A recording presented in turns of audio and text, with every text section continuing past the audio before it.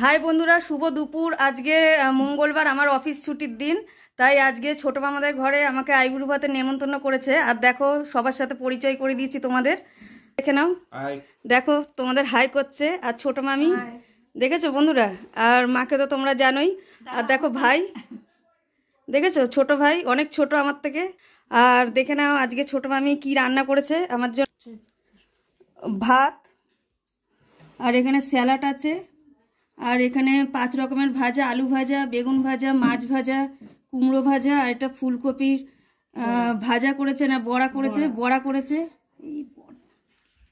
আর এখানে দেখো মাংস, আর এখানে চাটনি, আর এখানে মাছ করেছে, পাবদা মাছ সর্ষে বাটা দিয়ে, আর এখানে ডাল, মিষ্টি, পাঁপড় ভাজা আর পায়েস।